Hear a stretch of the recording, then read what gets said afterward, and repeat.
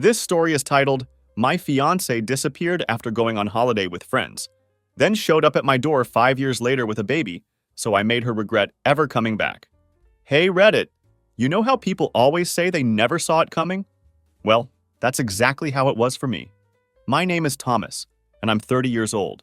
What I'm about to share is something I've been trying to process for years now, and I think writing it down might help me make sense of it all.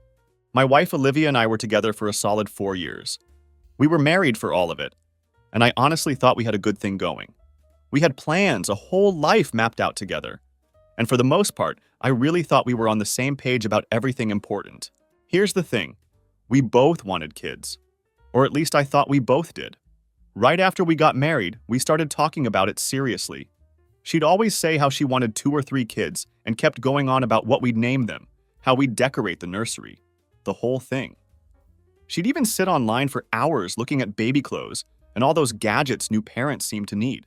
It was like she was planning this entire life with our future children in vivid detail. It was kind of our thing to talk about it, you know? Something that kept us close. That made us feel like we were building towards something special together. So naturally, we were excited, ready to start this next chapter of our lives together. Everything seemed perfect. But then we got hit with some bad news that just knocked the wind out of me. After a few months of trying to have kids with no success, we decided to go to a doctor to see what was going on. Long story short, it was me. My count was way too low, and the doctor basically told us that the chances of us having kids naturally were slim to none. It was like a punch to the gut. I felt completely useless, like I'd failed at something fundamental. All those plans we had, all those conversations about our future family, gone in an instant. The news hit me hard, really hard. I ended up in a pretty bad place for a while.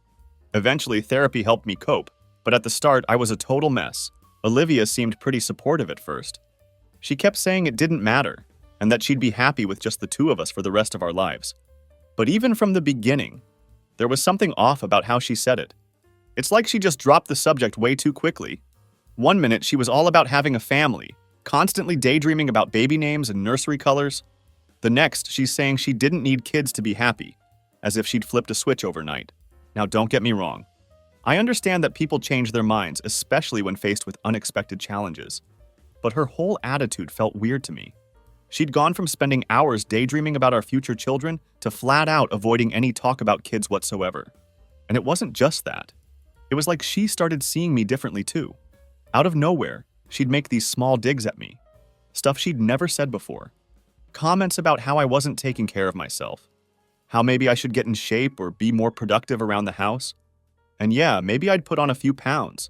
The stress of finding out I couldn't have kids had taken its toll. But it was like she was just finding things to blame me for. When I confronted her, asking what was up with the sudden attitude change, she'd brush it off. She'd tell me I was imagining things, that I was just being overly sensitive because of what we were going through. But I knew something was up. The woman I married, the one who used to sit with me for hours talking about our future, she was different now. She wasn't mean exactly, but there was this coldness to her, like she'd already checked out mentally and was just going through the motions. Over time, I guess I started to believe her when she said everything was fine. I stopped pushing because I didn't want to come across as insecure or needy. I was already feeling bad enough about not being able to give her children. I didn't want to add more problems to our relationship. Anyway, fast forward a few years, and we were just living day by day. We'd fallen into this routine where we barely talked about anything meaningful. It was like we were roommates more than husband and wife, sharing a space but not really sharing our lives. I tried bringing up other options, adoption, surrogacy, but every time she'd shut it down, saying she didn't want to think about it. She'd say, "I'm happy as long as we're together," but I never fully bought it. It felt like she was trying to convince herself more than me. Then, out of nowhere, she tells me she wants to go on a girls' trip. Now, it wasn't unusual for her to go on trips with her friends. She'd done it a few times before, and I always supported her. We lived in Chicago, and she talked about how she wanted to go to Europe with her friends for a while. I didn't think twice about it because we'd built up this trust over the years, despite the distance that had grown between us. So I even helped her pack, made sure she had everything she needed, and drove her to the airport myself. I remember the last thing she said before she left. She turned to me, her expression unusually tender, and said, "Thank you for being so supportive." I thought it was a little weird that she'd say that, It's not like I'd done anything special, but she seemed so genuine that I brushed it off as her just being appreciative. That night, I stayed up so I could call her once she landed, just to make sure everything went smoothly. Her flight was supposed to take about 8 hours, so I kept myself busy around the house, watching TV, checking the clock, and waiting for her to text me that she'd landed safely. Once I saw that her flight had touched down, I gave her a call to check in. The phone rang and rang, but there was no answer. I figured she was tired, maybe went straight to her hotel and crashed, so I didn't think too much of it. But then morning rolled around, and I still hadn't heard from her. I started feeling this gnawing worry in the pit of my stomach. I tried calling again. Then I sent a few texts, thinking maybe she was just busy or her phone was on silent. But after a few more hours of radio silence, I was officially freaking out. I ended up calling her sister Jennifer to see if maybe she'd heard from her. Nothing. By now, I was seriously starting to panic. I even went as far as calling her friends, the ones who were supposed to be on the trip with her, thinking maybe something had gone wrong with her phone, or maybe she just hadn't had the chance to check in. But when I called them, they were confused too, because they weren't on any trip with her. They were sitting 2 blocks away back home, having coffee together. That was when it really hit me. She wasn't on a girls' trip. She wasn't with friends. She hadn't gone anywhere with anyone. She was just gone. I sat there holding the phone, and it felt like my stomach dropped through the floor. I couldn't wrap my head around it. Why would she lie to me like that? Why would she just leave without telling me? I tried to convince myself it was some kind of mistake. Like maybe she'd missed a connecting flight, or there had been some emergency and she hadn't been able to call. But deep down, I knew she'd planned this. The whole girls' trip thing, her saying thank you for being supportive, it was all part of whatever she'd been cooking up in her head. I didn't know what to do. I felt like I was living in some nightmare where I couldn't wake up. This wasn't the woman I'd married. This was someone I didn't even recognize. All the pieces started clicking together. The coldness. The way she'd stopped talking about our future. Those little jabs about my looks and my health. She'd been pulling away for a long time, and I just hadn't seen it. Or maybe I hadn't wanted to see it. That night I just sat there staring at my phone, hoping for a text, a call, anything. But nothing came. And deep down, I knew it wouldn't. Waking up the next morning, I remember just lying there, staring at the ceiling, hoping maybe it was all some messed up dream. But her side of the bed was empty, and reality hit hard. She'd actually left. She'd packed her bags and vanished. And all those reassurances I'd told myself the night before, that maybe she was delayed or her phone died, they didn't hold up anymore. It was obvious she'd planned this and wanted out. The first few days I was in total denial. I'd keep calling her phone, hoping I'd hear her voice on the other end, maybe get an explanation. I even left messages. I didn't know what to say half the time, but I kept leaving them, hoping something would get through to her. But all I got was silence, which somehow made it feel worse. It's like I was left to figure it out on my own, with no idea what went wrong, like I was a stranger to her all along. At first, her family was as shocked as I was. Her mom didn't know anything about her plans, and they hadn't heard from her either. I ended up going over there more times than I could count, talking to her mom, looking for answers. I think they felt bad for me. Her mom would let me crash there some nights, even made me meals when I couldn't bring myself to cook. She'd sit there listening to me talk about all the little things that didn't make sense, trying to piece together how my life had blown up without warning. And I'll be honest, sometimes I just sat there in silence, too numb to say anything. I went from one extreme to another. Anger, sadness, guilt. I'd keep asking myself what I did wrong. Did I miss some sign? Did I not give her enough attention? There were days I'd go over every conversation we'd had, every fight, trying to figure out what pushed her to leave. I kept running through my mind how I might have saved our marriage, what I could have done differently.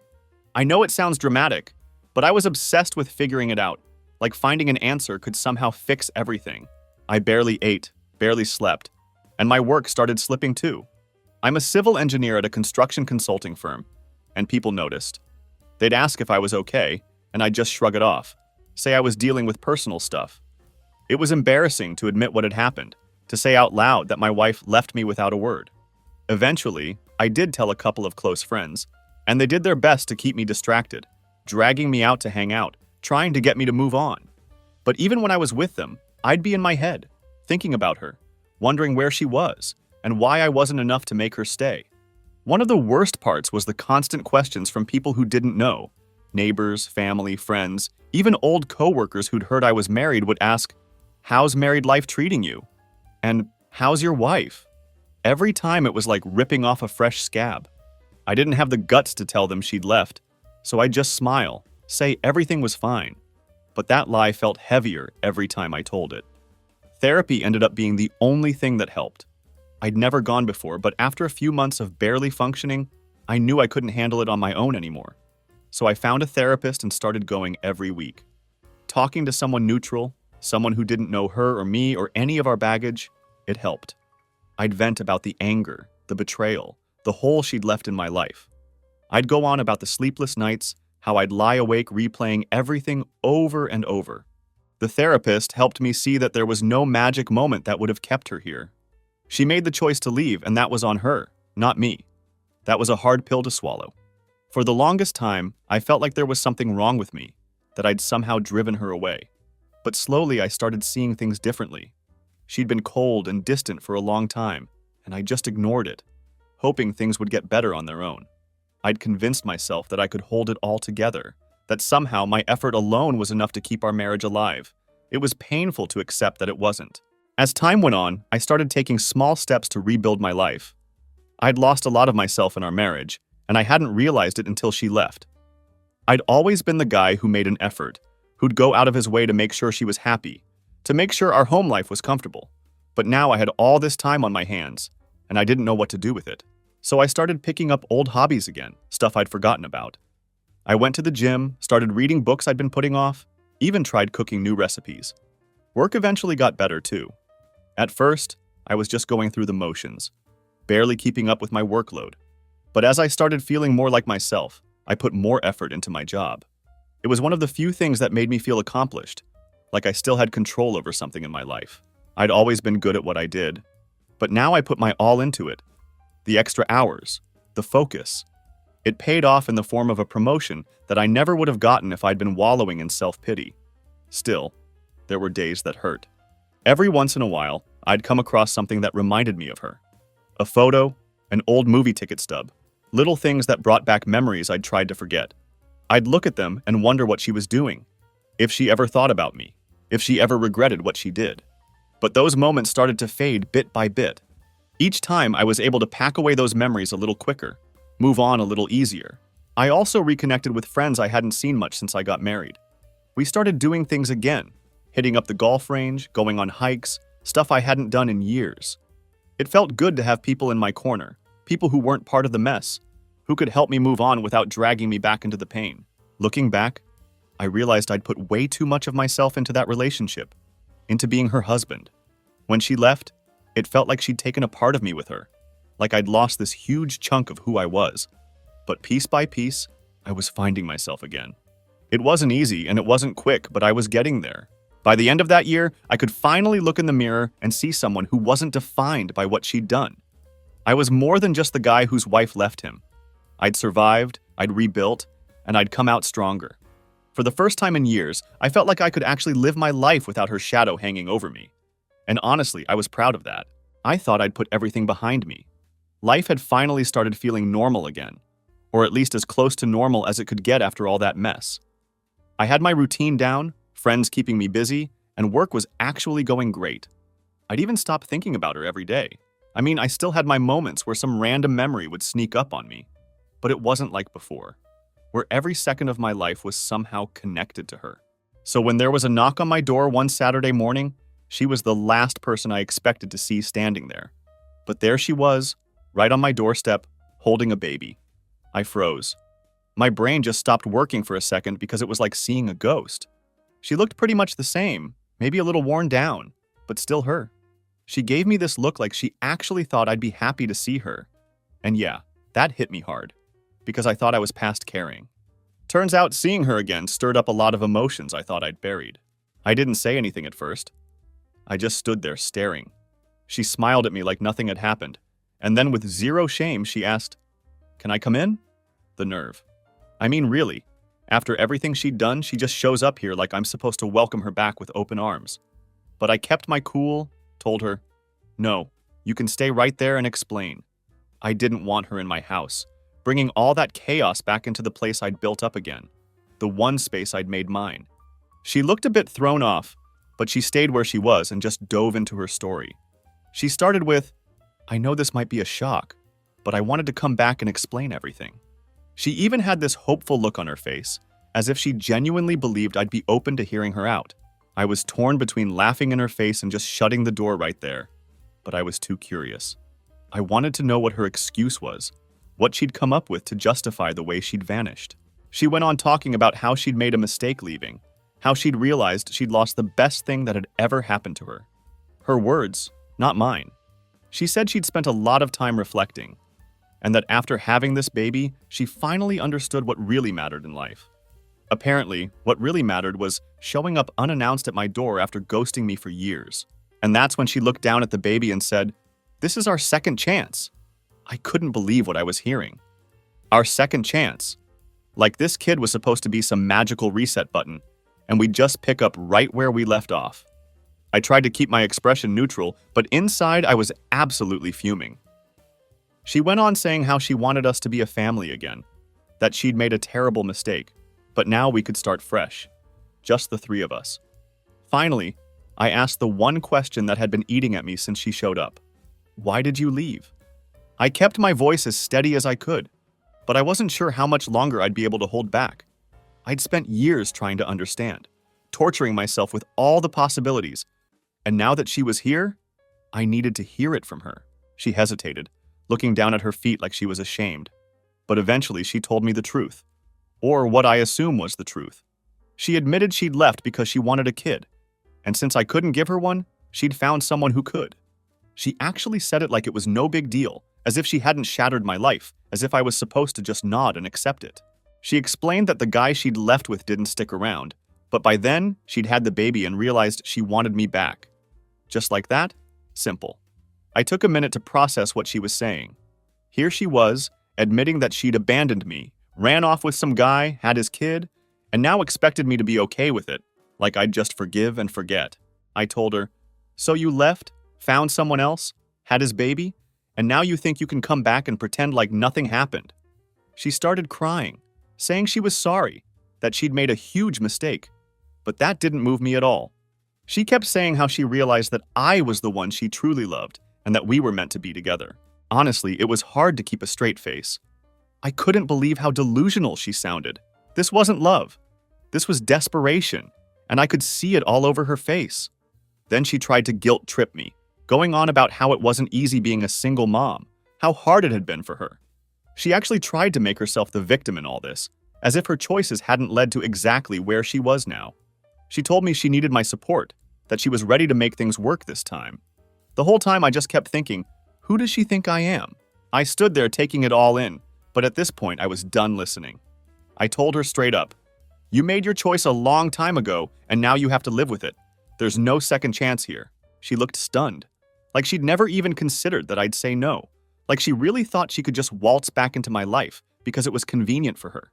And then, just when I thought she'd finally get it and leave, she got mad.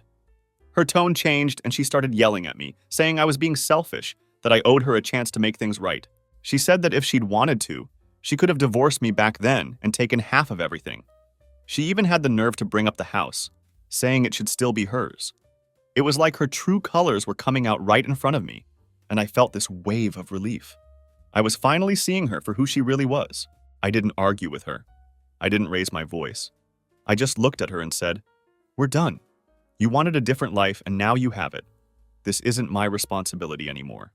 With that, I shut the door in her face, cutting off whatever final words she had left. Standing there, hearing her muffled shouts from the other side of the door, I felt this strange calm wash over me. She could knock, yell, cry, whatever, but I knew I'd never let her back in. The woman I'd loved, the woman I'd married, she was gone. And in her place was this stranger who thought she could pick up the pieces when it suited her. I walked away from the door and sat down, feeling lighter than I had in years. After I slammed the door on her, I thought that was it. I figured she'd get the message and just leave. But no. Instead, she started banging on the door, yelling all kinds of things. I couldn't believe the nerve. There I was in the one place that was mine, The one place I'd managed to rebuild from the mess she'd left me in. And she had the audacity to stand there, demanding I listen to her. At first, I thought about ignoring it, just letting her scream until she got tired. But then I got curious. I wanted to hear what kind of reasons she'd come up with this time. So I opened the door just a crack, enough to show her that I was listening, but not letting her in. She looked like she'd just taken a slap to the face, probably shocked that I hadn't given her the reaction she wanted. She launched into this whole monologue about how she was willing to forgive me for slamming the door on her and how she was ready to start fresh, like we were just having a normal spat, not dealing with her abandonment.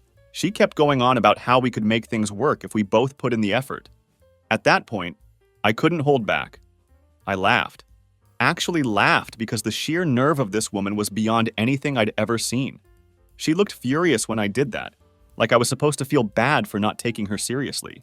I told her, "You left. You had your chance and you threw it all away. I'm not just going to pretend none of that happened because you feel like it." Her face went red, and she started saying things like, "You don't understand how hard it was for me." She went on about how she'd been so lost after leaving, and how she'd realized too late that she'd made a mistake. But I wasn't buying it. I told her that leaving was a choice she made. She had planned it, lied about it, and then went through with it. Her regret didn't mean anything now. And that's when she snapped. Her whole tone changed.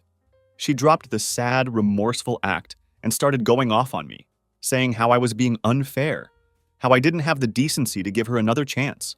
She actually had the guts to say, "If I'd wanted to, I could have taken everything from you back then. I could have taken half of everything you own." I just stood there amazed.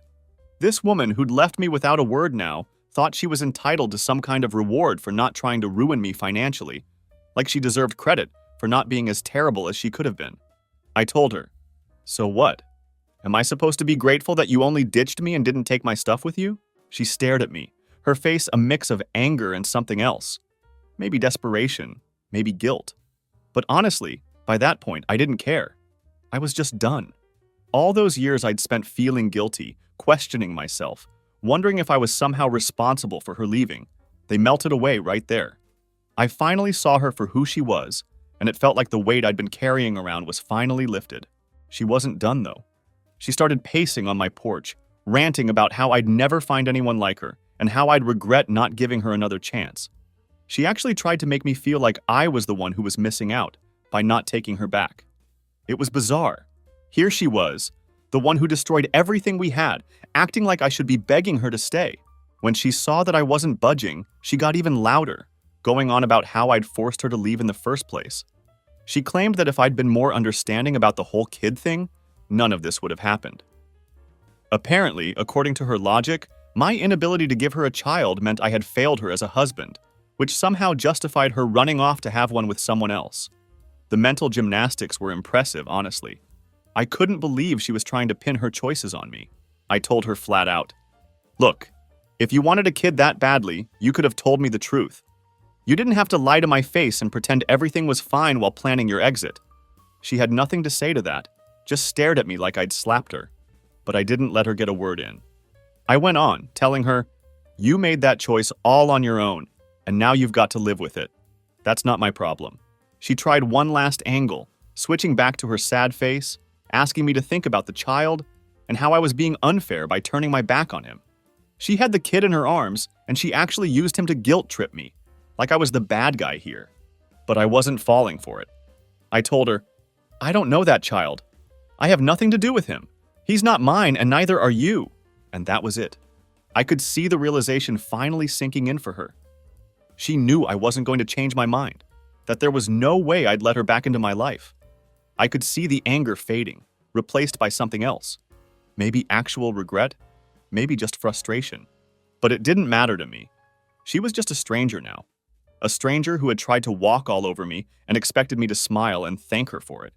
She stood there for a few more seconds like she was waiting for me to change my mind, to call her back. But I didn't say another word. I just stood there watching her face as it finally dawned on her that I meant every word. Then, without another look, I shut the door, and this time, I didn't wait for her to bang on it again.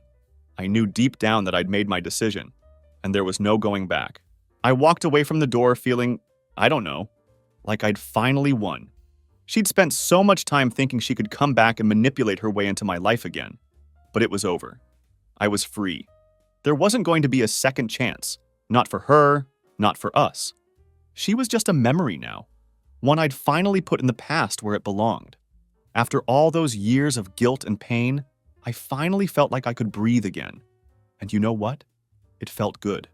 The moment I closed that door on her, I felt this strange calm wash over me. I wasn't angry or sad or even shocked anymore. It was like every ounce of energy I'd spent on her for years, all the regret, the guilt, the endless wondering. It just vanished. I'd finally gotten the closure I didn't know I needed, and I was ready to move forward. It was over. For real this time. But of course, things didn't end as cleanly as I hoped. A few days later, I got a text from her mom. She was apologizing, saying she was ashamed of how her daughter had handled everything and that she'd tried to talk some sense into her. But obviously it hadn't worked. Her mom was a good person. She'd helped me out a lot after her daughter left, and I could tell she was genuinely upset about the whole thing. I didn't hold anything against her, but I wasn't interested in being roped back into that mess. I just replied with a polite, "Thanks for checking in," and left it at that. I wasn't going to give her mom any more details, and I wasn't going to waste time explaining my decision. She understood enough to know it was over. Over the next few weeks, I heard bits and pieces through mutual friends and social media. Apparently, she'd gone back to living with her parents, and it wasn't going smoothly. The guy she'd left me for, the kid's father, wasn't involved at all. He'd completely bailed. I guess he hadn't signed up for the long haul, and now she was stuck figuring it out on her own. She'd pretty much burned every bridge, so there weren't many people willing to lend a hand. Her old friends, the ones who were on my side when she first disappeared, had no sympathy for her. They'd all moved on and weren't too keen on getting dragged back into her drama. Can't blame them. Her parents weren't exactly thrilled either. They weren't in a great financial position to support her and a baby. I knew this because not long after the text from her mom, I got a call from her dad. I almost didn't answer, but curiosity got the best of me. He was polite but direct. Said they were struggling to make ends meet and hinted that maybe I could help out a bit. He said, "We know you cared about her once," and kept going on about the baby and how hard things were for them. I listened politely, but when he started going on about how his daughter just needed a little support to get back on her feet, I couldn't help but laugh a little. Not out loud, but you get the point. I told him as nicely as I could that his daughter's choices were her own, and that I wasn't in any position or mindset to help. I think he got the message because he didn't press further. The next thing I know, her friends start reaching out. People I hadn't heard from in years. A few tried the guilt angle, saying she was going through a rough time and that maybe I could find it in my heart to give her another chance. Another friend of hers even had the nerve to suggest that the kid needed a father figure and that I shouldn't let my bitterness get in the way of helping him out. But I stood my ground. I wasn't going to let anyone make me feel bad for finally choosing myself. After years of feeling like I'd never be enough, I'd given that woman everything I had, and she'd thrown it away. The least she could do was own her choices instead of expecting me to bail her out. Over time, the calls and messages slowed down, and eventually they stopped altogether. It was like everyone finally understood that I was serious, that I'd moved on and wasn't going to be roped back in. And that's when the real peace set in. My life felt quiet, normal, in a way it hadn't in years. I had my routines, my friends, my work. It wasn't a fancy, glamorous life, but it was mine. And I'd built it back up on my terms. The funny thing is, I started finding happiness in the little things again, stuff I hadn't really noticed when I was married. I'd go for walks, cook my own meals, read books I'd meant to get to for years. The freedom was refreshing, and I realized I didn't need anyone's permission to live the way I wanted. For once, I wasn't constantly worried about someone else's approval or happiness. It was like I'd gotten my life back piece by piece. Every now and then, I'd run into someone who knew both of us, and they'd ask, "Hey, whatever happened with her?" I'd give a brief, polite answer and change the subject. It wasn't that I was hiding anything. I just didn't want to keep revisiting a chapter that was so clearly over. She was part of my past, and I'd finally learned how to leave her there. As for her, last I heard, things weren't going great. She was struggling to keep a job, still bouncing between her parents' place and friends' couches when she wore out her welcome. People I barely talked to anymore would message me occasionally, telling me she was asking for help from just about anyone who'd listen. Some of them even hinted that she was hoping I'd change my mind, that maybe I'd come around and decide to play dad to her kid after all. But that wasn't going to happen. I'd spent too much time and energy getting my life back to even think about going down that road. I wasn't going to be her safety net. Wasn't going to be the guy who picks up the pieces just because things didn't work out the way she planned. I was done with that chapter, and nothing was going to drag me back in. In the end, I feel like I got the closure I needed. She'd made her choices, and now she was dealing with the consequences. And me, I finally felt free. Truly, genuinely free, in a way I hadn't felt since the day she left. I was done letting her shadow hang over my life. I'd moved on, and I was content. Not happy in some big dramatic way, but quietly, peacefully content. And you know what? That was enough.